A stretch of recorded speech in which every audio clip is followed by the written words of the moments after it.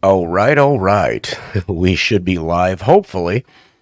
Welcome back to another episode of Mysteries After Dark. I am your host, Jerry, as always. Unless I have guest hosts. I don't know. That hasn't happened yet, but I have had guests. So, okay, on tonight's episode of Mysteries After Dark, we are going to discuss two different topics: Lizardmen and Lake Vostok. Ooh. So a while back, I posted up on my page here asking if anyone has a specific topic that they would like me to spend a few hours researching and present an episode in their honor. I think what I'm going to do is every time I get a couple of suggestions, I'll do perhaps a 2 or 3 segment show giving each one about 15 minutes or so. I think that would be kind of cool. So this means if you who are listening to me right now, if you have a specific topic that fascinates you, Mothman, Hobgoblins, Thunderbird, Phoenix, I don't care, specific breeds of Bigfoot. There's all different types of Bigfoot. You got to be specific, all right? Himalayans, Yeti, Sasquatch, skunk ape. You need to give me a region. It can't just be Bigfoot. I need to know which one, y'all. UFOs, extraterrestrials, hollow earth. You get the idea, right? I mean, I don't care what it is. Just give me an idea. And I'll do an episode about it, and it'll be kind of fun. And it's a way to bring us all together as a community, I think. So, whatever it is that interests you the most, find my post here on Mysteries After Dark, and comment. Let me know what it is. What do you want to talk about? Diane just chimed in Yeti or skunk ape. I can do that. Both of those fascinate me. There's actually distinct differences between them, but also similarities. So that's something I can definitely do an episode about later. Jump on that post, just comment, let me know, and I'll get something worked out. Absolutely. So tonight's episode is dedicated to Layla Adams for her recommendation of Lizardmen. I think that's going to be a good topic. As well as Bear Apparel. For them, they mentioned Lake Vostok and Antarctica theories. There's so many theories there. We're going to stick to Lake Vostok, and that's it. I don't have time. I can't do it. I need specifics. It'll take me all night to get through all those. Jesus. So, by the end of this episode, you should hopefully pretty much know everything about these reptilian humans or the alleged events at Lake Vostok. I feel like I need Casey Kasem to get on here and say, and this one goes out to Layla. That's horrible. Hey, Layla is here. Hello. This is your episode, so I'm glad you're here. Hopefully you enjoy it. All right. So, excuse me. As I said, Lizardmen will be our first topic, and I'm going to tell you now that as a kid growing up playing Dungeons and Dragons, I absolutely love this topic. Yes, I'm a geek. I'm that guy. You're trying to get from the town to the castle, or the town to the dungeon in the caves or whatever, and you have to go through a forest, and next thing you know, you're coming up on a swamp, and then of course you're surrounded by lizardmen that are very talented with their use of swords and axes. Do we really need to give them opposable thumbs? I mean, do they need that? Isn't it enough that they have, I don't know, superhuman strength and claws, and they can bite you, and well, sometimes they're even venomous. But no, the creatures, they're the creators of D&D. They had to take it one more step, and now what do we have? Ninja Lizardmen. Great. So, okay, we're gonna move on to it now. The reports of these creatures. Usually that is what they do. They utilize their teeth and their claws to rip and shred. Yay! There's a picturesque town called Bishopville, South Carolina, a small, quaint little place where nothing terribly exciting happens. People go about their daily lives, a relatively low crime rate, which you would expect with a small town. Then, Bishopville suddenly found themselves in the headlines of pretty much every paper. Yes, July 18th, 1988. It was a day that struck terror into the hearts of the citizens, but also allowed it to become a destination for all those fascinated with cryptids. For those that do not know, those are the strange, unusual creatures that don't fit into the known animal kingdom. So, the Wayne, the W-A-Y-E, the Way family owned a beautiful Ford LTD, and on that morning, the morning of July 18th, 1988, they discovered something had shredded their car. What appeared to be teeth and claw marks covering nearly every inch of this vehicle and tearing into the steel. The bumper of the car was nearly removed by the force of whatever this animal was that attacked it. I believe, I could be wrong, but I'm pretty sure it was the History Channel that later did a reenactment attempting to determine how much force it would take to inflict that amount of damage on a car. They determined it was not done by any animal that we know of. One of the guys even mocked up an alligator using the bite force and everything, and it couldn't even do it. So whatever this thing was, it was far more powerful and more vicious than pretty much any animal you're going to run into, especially in Bishopville. Now, as the reports of this incident tore through the town, another gentleman finally felt comfortable enough to come forward with his encounter, which occurred a month prior, making this the first widely recognized modern report of lizardmen. Christopher Davis was this gentleman's name. At the time, he was a 17-year-old young man who was on a back road about a mile from the town in his 1976 Toyota Celica. He had a tire blowout. He gets out of his vehicle, changes the tire on his car, and then as he's putting all of his tools back into the trunk, his life took a rather interesting turn, we'll say. His understanding of the world changed forever. He saw something running towards him from the darkness of the tree line along the road. Now, he described it as being green and appearing wet.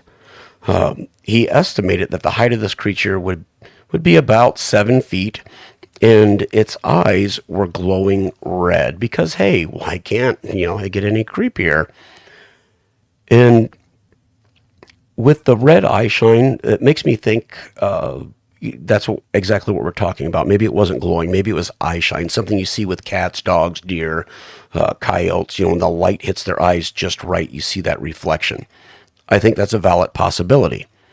Now, this lizard man had another distinct characteristic, being that it only had 3 fingers and 3 toes. Mr. Davis jumped into his car as fast as he could, locking the door with this creature attempting to pull on the handle. It seemed as though this lizard man, it was attempting to open the door to get at Mr. Davis. After this, it moved away from the vehicle, then suddenly sprung onto the hood before leaping onto the top of the car, where Mr. Davis says he could see this thing's claws curling around the metal, visible through his windshield. He accelerated, swerving and weaving, attempting to throw this beast from the top of his car, and I would have done the same. Thankfully, it did fall off, and he was able to drive home safe and alive. There are so many more questions I would love to ask this gentleman. God, I would love to sit down with him, but tragically, that can never happen.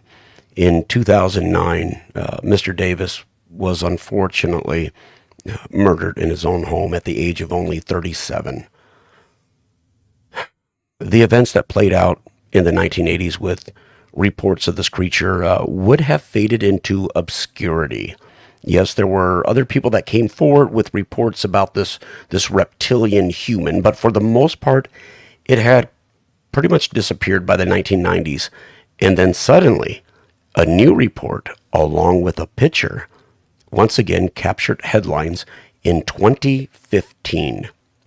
Suddenly now we're finally really hearing all of these stories, and we have witnesses performing reenactments on television.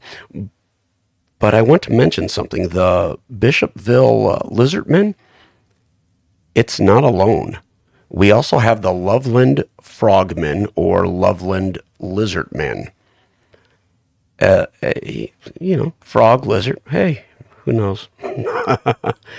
This has been a part of the community folklore in Loveland, Ohio, dating back over 200 years.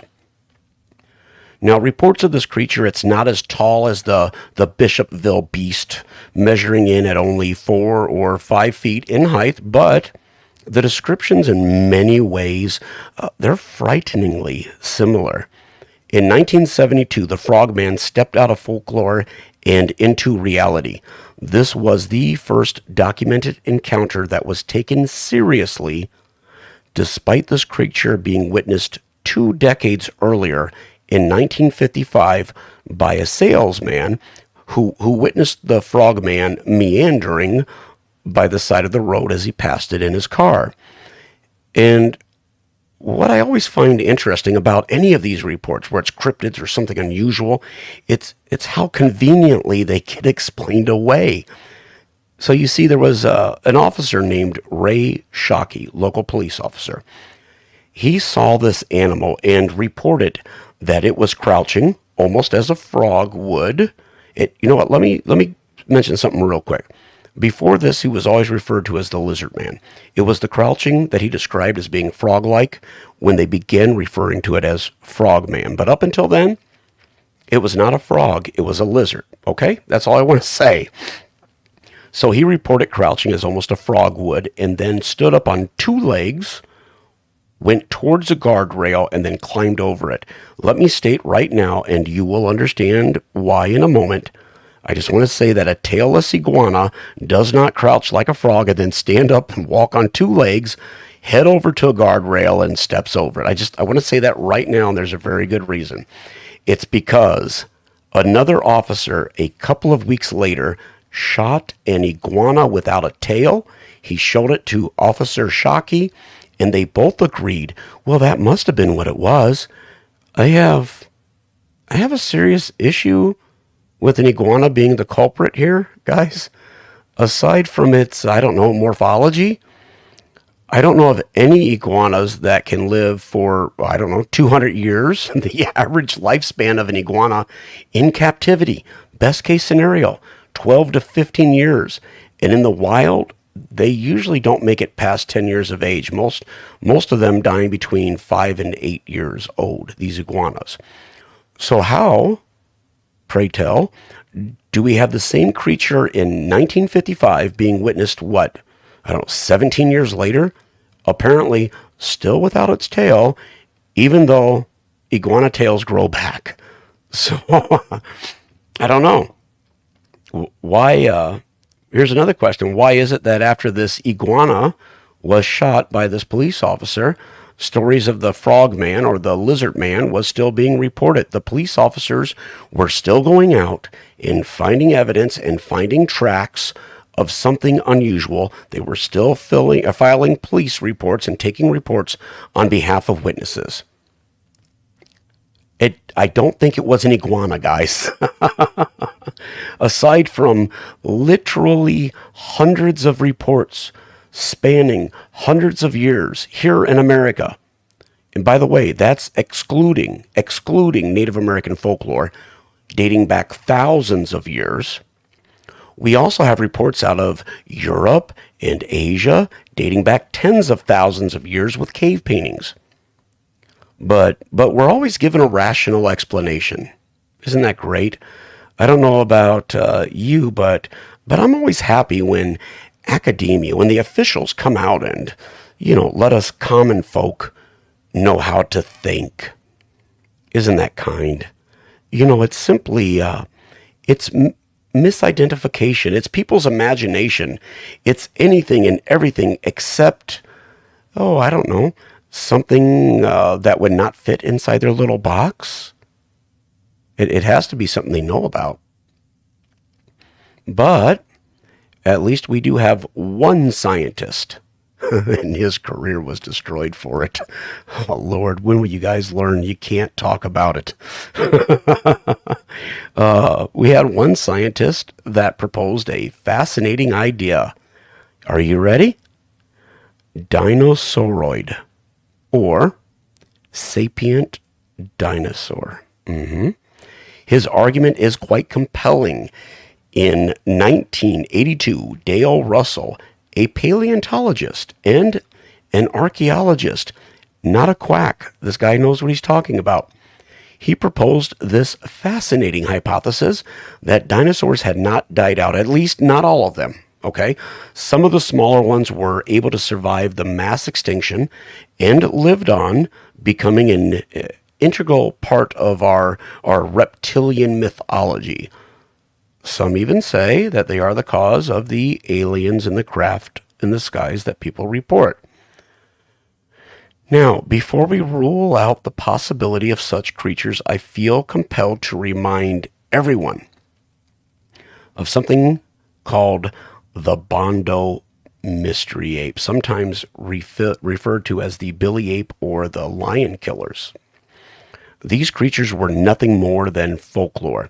It was impossible for a society as advanced as ours that we would not know about such a large, and I mean this thing is large, bigger than us, primate, especially one that can, walk on two legs, something larger than us. They say that the species was discovered in 1996, and indeed it was, but I need to point out that the person who discovered it was criticized as being a hoaxer. This person's career was almost destroyed up until irrefutable proof prevailed in 2003.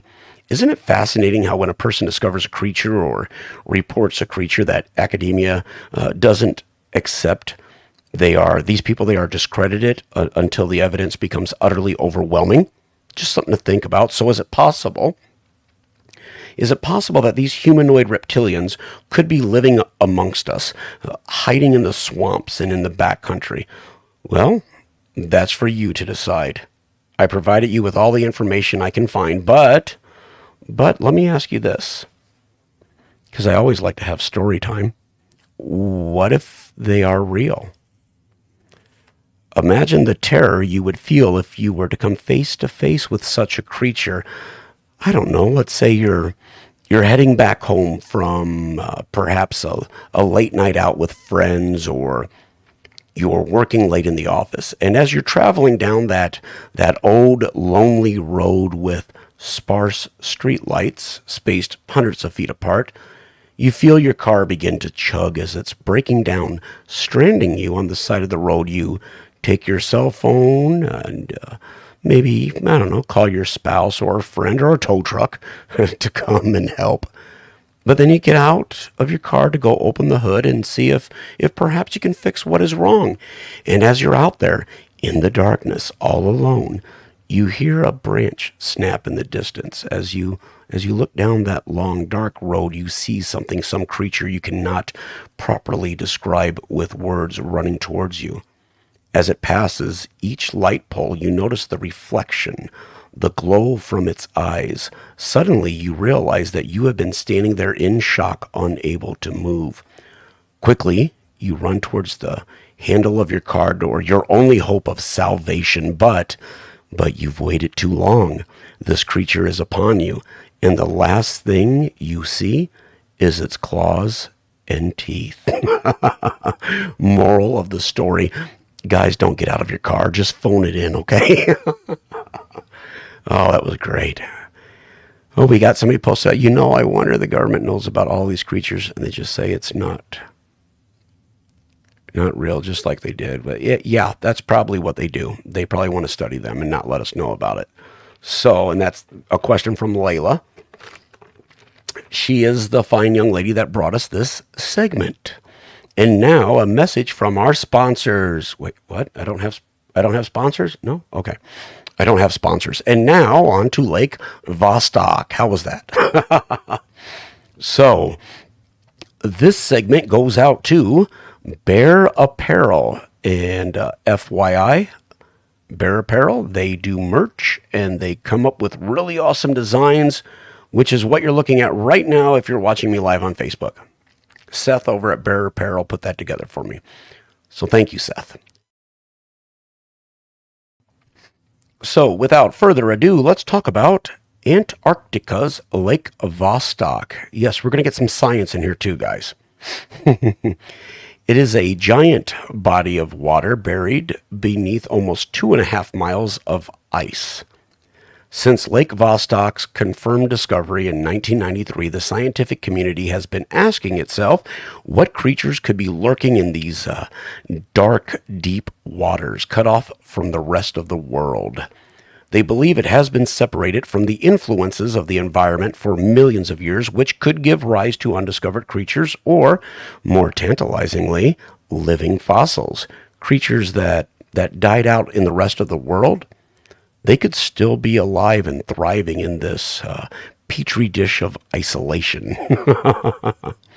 So, you would think that something as rare as this lake, that every few months a paper would be published, a new DNA or RNA discovery, the different types of microbes or viruses that could be living in this water, but that isn't what's happening. We've only had a couple of reports. They say that they found some, as I mentioned above, DNA that suggests there are different types of fish, perhaps eels.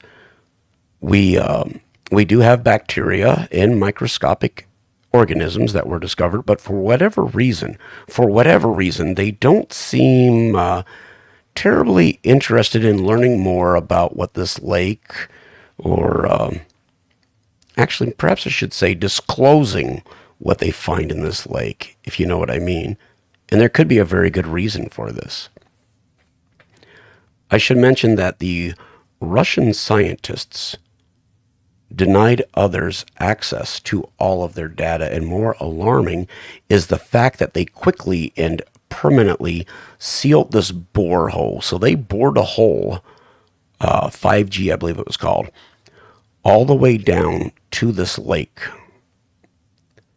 So when the Russian scientists finally reached the lake, an event that was being covered by almost every news agency, something disturbing took place, a complete media blackout, 5 days of silence. We even had a video feed which was suddenly cut. And then, miraculously, 5 days later, we're told everything is fine, nothing to see here. But one of the scientists, well, he had a very different story to tell. When you first seek out information about Lake Vostok and the alleged creature that was discovered there, and I'll get to that in detail in a moment, you are told that this whole story, it comes from the mind of a science fiction writer. Quite literally, everything Google gives you when you look it up is another article debunking its existence. And this, my friends, is why I always recommend DuckDuckGo. I love that site, or that search engine. After about 15 minutes, I was able to start really getting into this information, and I was able to learn the name of the scientist that released this information, something that Google told me didn't exist. Fearing for his life, this scientist fled Russia, seeking asylum in Switzerland and attempting to warn the world of what they found. Dr. Anton Padalka, Padalka, for those of you that want to look it up, he was one of the Russian scientists involved with the drilling, and despite the possible repercussions, he chose to inform the world of something truly fantastic. But it seems this good doctor is no longer around, and I will allow you to draw your own conclusions as to why this man has mysteriously disappeared. He says, Dr. Padalka, he says that one day on day one of the dive, utilizing a low temperature dry suit, they encountered this beast. The doctor told authorities in Switzerland that the researchers discovered a bizarre and deadly life form dubbed Organism 46B. I wonder what's 46A, but anyway, it was a highly intelligent octopus-like creature that claimed the lives of 3 of the team members. But the Russian government and President Vladimir Putin allegedly claimed that nothing of scientific interest was found. And the doctor says the reason for this is because the former KGB strongman, as he words it, hopes to weaponize the organism. I'm not saying anything bad about Putin. I do not want to, Anyway, one thing I find interesting, and this comes from multiple sources and was confirmed by our own scientists in Antarctica, and that would be that Lake Vostok contains between 10 and 20 times the amount of oxygen that any other body of water has. So it is very oxygen rich. It's very oxygenated. And when you have an organism in an environment with a higher concentration of oxygen, they can grow to be enormous. This is one of the reasons postulated as to why dinosaurs were able to become such magnificent creatures. And another interesting scientific fact is that higher levels of oxygen lead to brains with more neurons, meaning that such environments will produce smarter animals. I need oxygen. No. Now let's move on to what this alleged gentleman reported about this bizarre animal.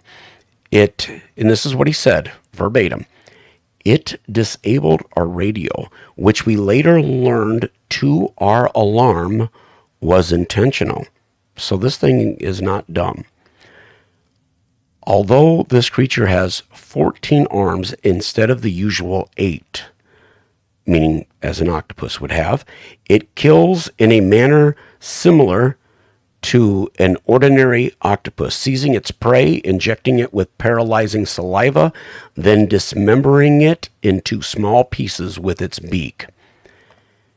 And again, he goes on to say, it is able to paralyze prey at a distance of up to 150 feet by releasing its venom into the water from an organ similar to its ink sac. Dr. Padalka then went on to say, tragically, my colleague and lifelong friend, Dr.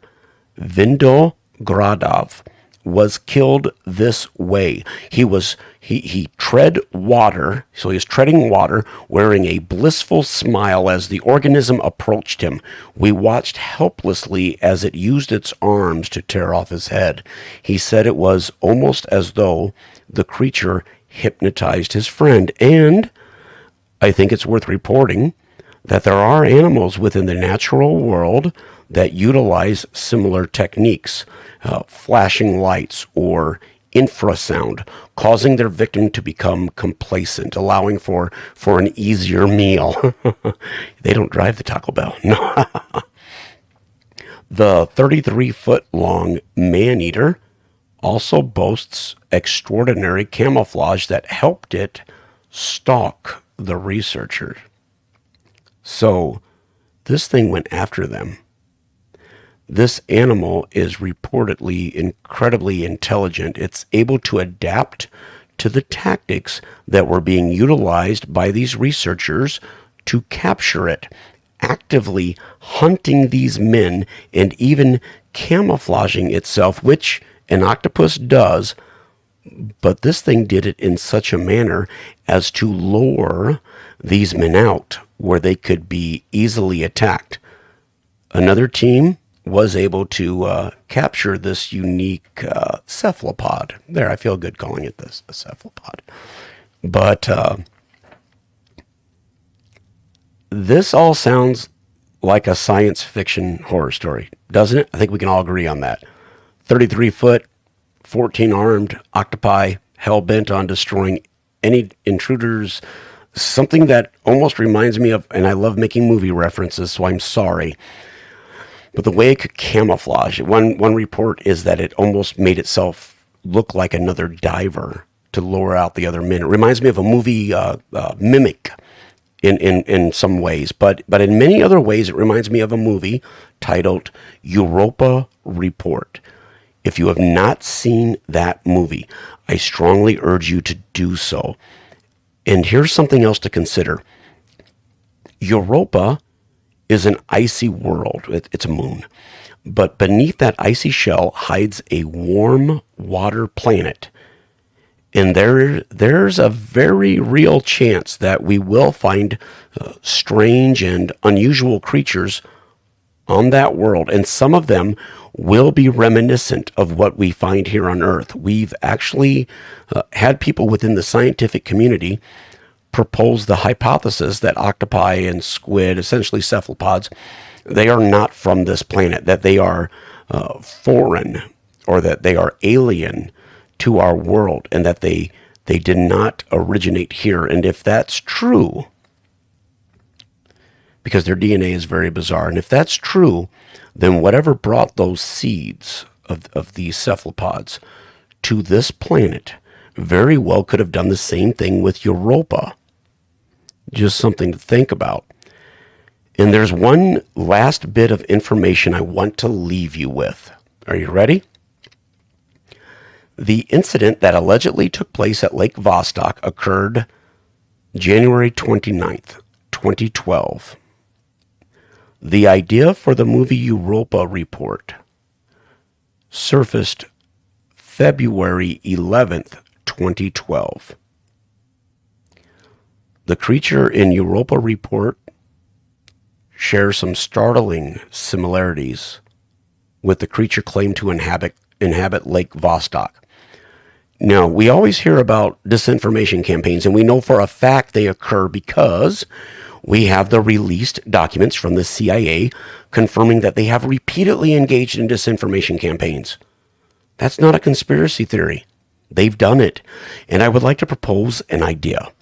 Let's say that this creature was really discovered, and in a frenzy, the powers that be, government, whatever it might be, came up with an idea to get something out there in the movies, something that people can look at, that they can see, so that if anyone ever talked about this organism 46B, if they ever talked about this incident that occurred at Lake Vostok and this creature, they would say, obviously, those people took that idea of that creature from this sci-fi movie. Again, I'm going to say the name because I want you to watch it, Europa Report. And although the idea for Europa Report surfaced in 2012 with a viral picture, a promo that was shared online, okay? Paul Gillat, Gellat, he did not write the script for the movie until early 2013, with the movie then being released in August of 2013. Does that sound weird to anyone else but me? They go down, allegedly, they go into Lake Vostok, they find this creature, okay? And it gets reported, and then quickly, almost immediately after it's reported, an image gets put out there for everyone to see of some squid-like creature for Europa Report, hastily thrown together. And then the guy that wrote the script doesn't do it for several months later. And then quickly they push this movie out into the mainstream so that everyone can see it. I'm not a conspiracy theorist, I don't think. Maybe I am, but damn if that don't sound like a conspiracy. Something's going on. And if this creature is real, organism 46B, if it's real, we need to be concerned. Could you imagine the devastation if, let's say, during transport, because they said they captured it, eggs of one of these beasts found their way into our oceans? And think about this, perhaps 33 feet, 33 feet isn't the full size they can reach. Can you say Kraken? Unleash the Kraken! Okay, I'm sorry. I shouldn't have done that. Regardless, though, a highly intelligent creature with these reported abilities, we would have better odds with Megalodon roaming our waters. That's all I'm saying, guys. So, what do you think? Did we get to the meat of the story, or did it seem fishy? Oh, I gotta quit with these puns. Somebody's gonna hit me in the head. So, Layla and Seth of Bear Apparel. I hope I did good with your topic choices for tonight's episode. Layla, again, choosing Lizardman, and Seth of Bear Apparel choosing Lake Vostok. I tried to bring you all some scientific backings, or at least at the best of my ability from what I could find online. So I hope it was informative and somewhat entertaining and that you all enjoyed it. So once again, I would like to thank you all for tuning in to another episode of Mysteries After Dark. I have been your host, Jerry. It has been a pleasure. And until next time, stay safe. Bye.